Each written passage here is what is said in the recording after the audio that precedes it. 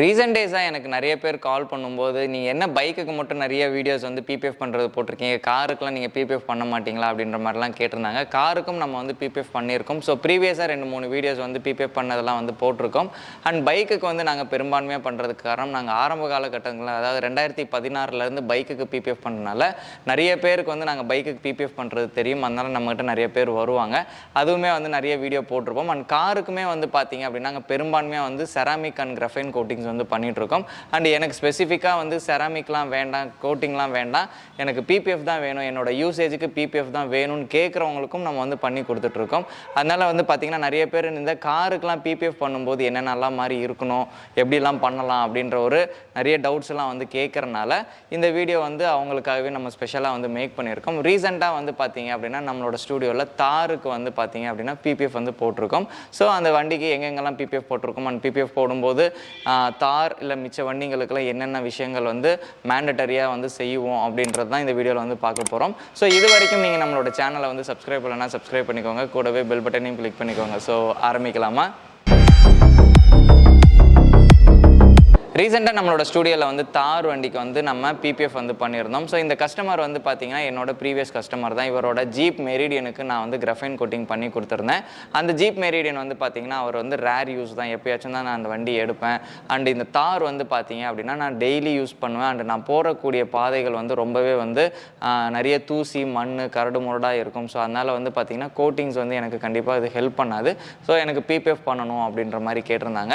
And அதே same time வந்து பார்த்திங்க அப்படின்னா அவர் காரை வந்து டெலிவரி எடுத்து அன்னைக்கு நைட்டு பாடிகார்ட் முனீஸ்வரன் கோயிலில் பூஜையை போட்டுட்டு நேராக நம்மளோட ஸ்டூடியோக்கு தான் வந்து வண்டியை கொடுத்தாரு. ஸோ அதுக்கப்புறமேல் பிபிஎஃப் பண்ணினதுக்கப்புறம் தான் அவர் வீட்டுக்கே வந்து எடுத்துகிட்டு போனாங்க. ஸோ நம்ம ஸ்டூடியோக்கு வரும்போது பார்த்திங்க அப்படின்னா ஆஸ் யூஷுவல் மாலையும் கழுத்தோடு தான் வந்து வண்டி வந்துச்சு. ஸோ நம்ம இதுக்கு என்னென்ன ப்ரிப்பரேஷன்லாம் பண்ணியிருக்கோம் அப்படின்றத இந்த வீடியோவில் பார்க்கும்போது உங்களுக்கு தெரியும். ஸோ இதை பார்த்துட்டு வாங்க அண்ட் நான் வந்து எக்ஸ்பிளைன் பண்ணுறேன்.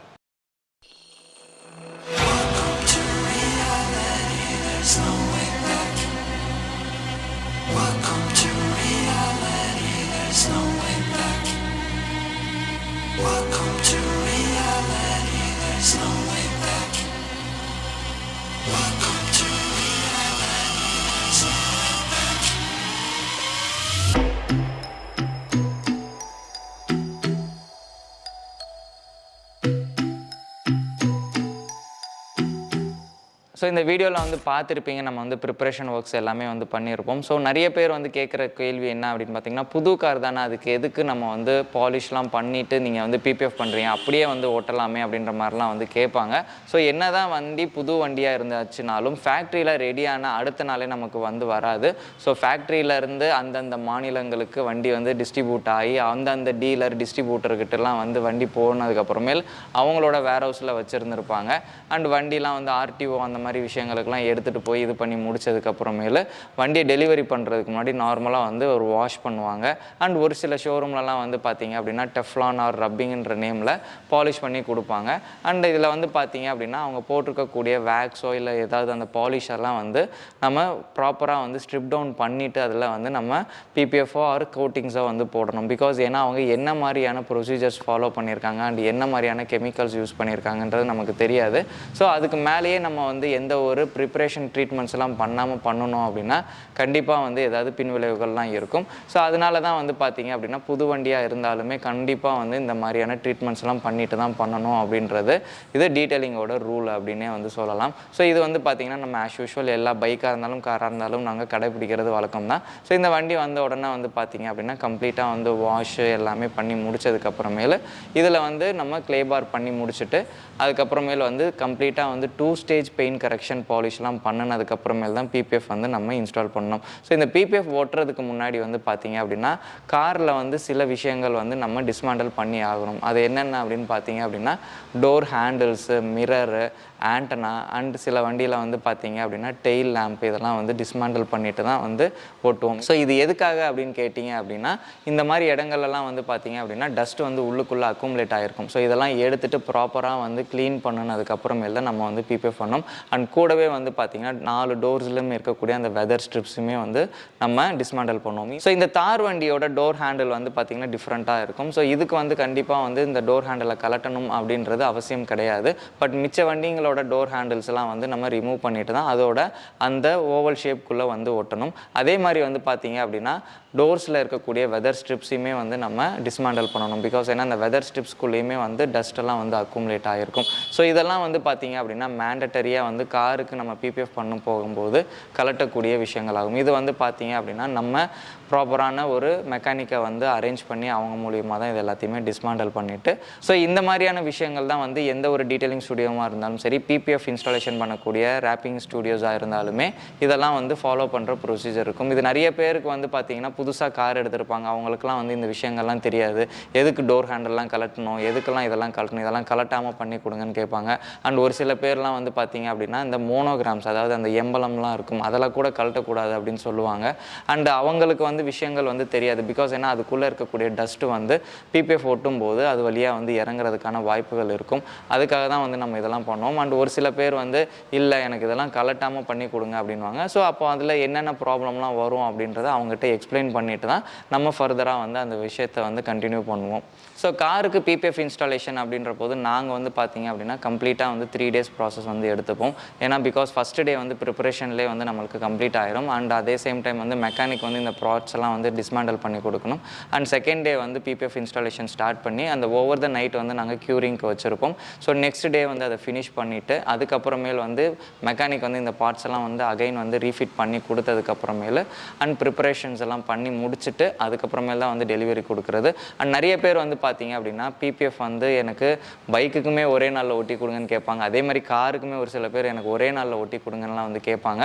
ஸோ ஒரே நாளில் பிபிஎஃப் வந்து காருக்கு ஒட்டுறது அந்த அளவுக்கு ப்ரொஃபஷ்னலாக இருக்காது அப்படின்றத இந்த இடத்துல நான் வந்து சொல்லிக்கிறேன். பிகாஸ் ஏன்னா நிறைய பேர் வந்து கஸ்டமரோட அர்ஜென்சிக்கு ஏற்ற மாதிரி இந்த ஜாப் வந்து நம்ம இன்றைக்கி பண்ணலை அப்படின்னா இவர் வேறு எங்கேயாவது போயிடுவார் அப்படின்றனால நீங்கள் வாங்க சார் நாங்கள் பண்ணித்தரோம் அப்படின்னு சொல்லிட்டு ஒரு நாள் நான் முடிச்சு தரேன், இன்றைக்கி நைட்டு கொடுங்க, நாளைக்கு காலையில் நான் வண்டியை கொடுத்துட்றேன் அப்படின்ற மாதிரிலாம் ஒரு ஹரிபரியாலாம் ஒர்க் பண்ணி கொடுக்குறாங்க. ஸோ நாங்கள் அந்த மாதிரி பண்ணுறது கிடையாது.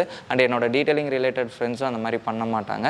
பிகாஸ் ஏன்னா நிறைய பேர் வந்து அந்த அர்ஜென்சி வந்து கேட்பாங்க. அந்த டைமில் வந்து இல்லை அவங்களுக்கு ப்ராப்பராக வந்து எக்ஸ்பிளைன் பண்ணணும். ஸோ இந்த மாதிரி விஷயங்கள்லாம் இருக்குது, இதெல்லாம் பண்ணி தான் பண்ணணும் அப்படின்றத வந்து நிறைய பேர் வந்து எக்ஸ்பிளைன் பண்ண மாட்டாங்க. பிகாஸ் ஏன்னா எக்ஸ்பிளைன் பண்ணால் தான் கஸ்டமர் வந்து அண்டர்ஸ்டாண்ட் ஆவாங்க. பிகாஸ் ஏன்னா கஸ்டமர் வந்து இந்த விஷயங்கள்லாம் அவங்களுக்கு புதுசாக இருக்கும். பட் அதனால தான் வந்து நாங்கள் வந்து தெளிவாக எக்ஸ்பிளைன் பண்ணுவோம். இல்லை அதெல்லாம் எனக்கு வேண்டாம், எனக்கு ஒரே நாளில் பண்ணி கொடுக்க முடியுமா முடியாதான்னு கேட்கும்போது நாங்கள் வந்து இல்லை சார் எங்களுக்கு ஒரே நாளில் அந்த மாதிரி ஹரிபரியாக பண்ண மாட்டோம்னு நாங்கள் சொல்லுவோம். அண்ட் ரீசெண்டாக வந்து பார்த்தீங்க அப்படின்னா என்னோடய ஃப்ரெண்டோட கடைக்கு வந்து ஒரு என்கொயரி வந்துச்சு, ஒரே நாளில் எனக்கு வந்து ஒட்டி கொடுக்கணுன்ட்டு. அவர் என்கிட்ட அந்த மாதிரி கேட்டார், யாராச்சும் ஒரே நாளில் ஓட்டக்கூடிய இன்ஸ்டாலர் இருந்தாங்கன்னா எனக்கு ரெஃபர் பண்ணுங்கன்ட்டு. யாருமே அப்படிலாம் பண்ண மாட்டாங்க அப்படின்னு. அவர் வேற ஒரு கடைக்கு போயிருக்காரு, அவங்க ஒரே நாளில் பண்ணி கொடுக்குறேன்னு சொல்லிட்டு ஒரே நாளில் பண்ணி அடுத்த நாள் கொடுத்துருக்காங்க. அதுக்கப்புறமேல் வந்து பார்த்தீங்க அப்படின்னா அதில் நிறைய கம்ப்ளைண்ட்ஸ் வந்து வந்திருக்கு. ஸோ அப்புறமேல் என் ஃப்ரெண்டோட டீட்டெயிலிங் ஷாப்புக்கு எடுத்துகிட்டு வந்து அவர் இந்த மாதிரியெல்லாம் ஆயிடுச்சு அப்படின்னு வந்து சொன்னார். அண்ட் இந்த காருக்கு வந்து பார்த்தீங்க அப்படின்னா நாங்கள் 7 year வாரண்டி ஃபிலிம் வந்து இன்ஸ்டாலேஷன் பண்ணியிருக்கோம். இந்த ஃபிலிமோட திக்னஸ் வந்து பார்த்தீங்கன்னா 190 மைக்ரான் திக்னஸ். அண்ட் இந்த ஃபிலிமோட கிளாரிட்டி வந்து ரொம்பவே நல்லாவே இருக்கும். So black and dark colour காருக்கெலாம் போடும்போது இதோட அட்ராக்டிவ் கிளாசினஸ் அந்த டெப்த் ஷைன் வந்து ரொம்பவே நல்லாவே இருக்கும். இந்த வீடியோவில் பார்க்கும்போது உங்களுக்கே நல்லாவே தெரியும். ஸோ எந்த அளவுக்கு இது அந்த கிளாரிட்டி வந்து இருக்குது அப்படின்றது.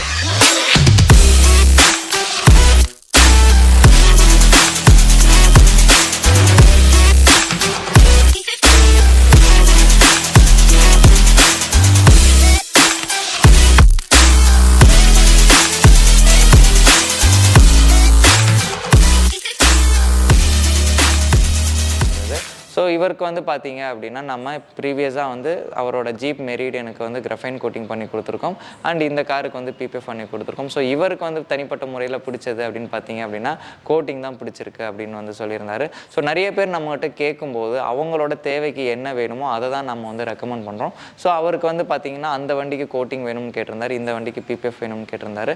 அது மாதிரி நாங்கள் வந்து பண்ணி கொடுத்துருக்கோம். ஸோ இதுக்கப்புறமேல் வந்து பார்த்தீங்கன்னா நிறைய பேர் வந்து பைக்குக்கு மட்டும் தான் நீங்கள் பிபிஎஃப் பண்ணிருக்கீங்களா இல்லை காருக்கு பண்ண மாட்டீங்களான்னு கேட்கும்போது இந்த வீடியோ பார்க்கும்போது உங்களுக்கு அந்த டவுட்லாம் வந்து போகும். பிகாஸ் ஏன்னா நம்ம காருக்குமே பண்ணுறோம், அவங்களோட தேவைக்கு ஏற்ற மாதிரி தான். பட் அந்த சேம் டைம் வந்து எனக்கு வந்து வீடியோஸ் வந்து பண்ணுறதுக்கு டைம் இருக்காது. ஏன்னா எல்லா ஒர்க்குமே நம்ம தான் பண்ணுறோன்ற போது வீடியோ எடுக்க சம்டைம்ஸ் வந்து பிஸி ஷெட்யூலில் வந்து விட்டுருவேன். நிறைய வீடியோ வந்து பார்த்தீங்கன்னா பிஃபோர் எடுத்திருப்பேன், ஆஃப்டர் எடுக்காமல் விட்டுருவேன், அந்த டைம் இருக்காது. ஸோ இதுக்கப்புறமேல் வந்து பார்த்தீங்க அப்படின்னா கொஞ்சம் கன்சிஸ்டன்சியாக வந்து வீடியோ போடுறதுக்கும் நானும் ட்ரை பண்ணிட்டு தான் இருக்கேன். ஸோ உங்களோட சப்போர்ட் இன்னும் நல்லா இருந்துச்சு அப்படின்னா எனக்குமே அது ரொம்ப வந்து சப்போர்ட்டிவாக இருக்கும். ஸோ நிறைய பேர் உங்களோட ஃப்ரெண்ட்ஸுக்கெலாம் வந்து ஷேர் பண்ணுங்கள். நம்மளோட இது வந்து சேனலை வந்து சப்ஸ்கிரைப் பண்ணாமல் பார்க்குறீங்க அப்படின்னா சப்ஸ்கிரைப் பண்ணி பார்த்தீங்கன்னா எனக்கும் வந்து கொஞ்சம் சப்போர்ட்டிவாக இருக்கும்.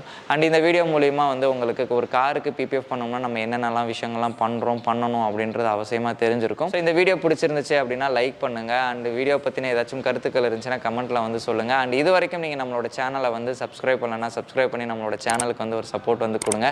கூடவே பெல் பட்டனையும் கிளிக் பண்ணிக்கோங்க. மீண்டும் வேற ஒரு வீடியோவில் சந்திக்கும் வரை நான் உங்கள் சதீஷ் உங்கள் பிங் டீடைலிங் ஸ்டுடியோ. நன்றி, வணக்கம்.